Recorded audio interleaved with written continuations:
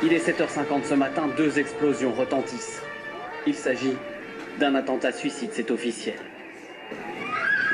Ami, entends-tu le vol noir des corbeaux sur nos plaines? C'est Lois qui est touché. Une bombe. Un à un, entre les cris et les pleurs, les survivants sortent de la rame. Une violence inouïe. En ce jour de souvenir, laissons s'exprimer notre tristesse, le chagrin. Notre deuil vient de l'absence d'un être cher, d'un être aimé. Un conjoint, un enfant, un parent proche, un ami. On pleure sur soi-même et sur l'absence. On ne pleure pas pour l'autre. L'autre n'est plus là. L'autre est dans l'au-delà, dans l'invisible, dans l'indicible, et dans nos mémoires, nos souvenirs et la nostalgie. Celui qui est parti a terminé brutalement son œuvre, terminé ce que chacun pense devoir faire de sa vie. Il a emporté avec lui ce goût de vivre, de s'engager, de forger sa propre liberté.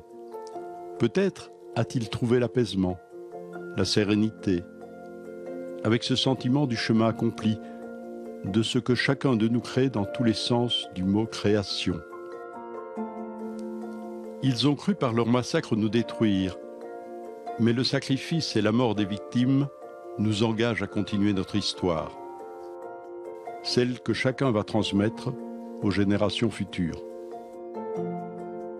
Ils nous permettent d'avoir une vue plus claire, plus lucide, une vision de notre destinée commune, bâtie sur un partage de notre rapport aux hommes, de notre rapport au monde, de ce que l'on peut appeler la politique, et qui est en fait un sens de la solidarité, de la quête de justice, du refus de l'inégalité, du refus de la violence et de l'oppression, et de l'asservissement de tout ce qui entrave notre liberté fondamentale d'être humain.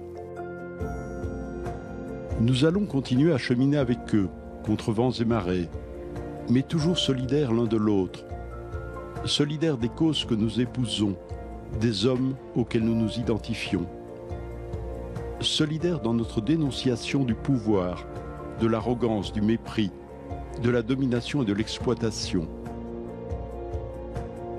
Nous irons là-bas, où ne pénètre ni le corbeau ni la bête sauvage.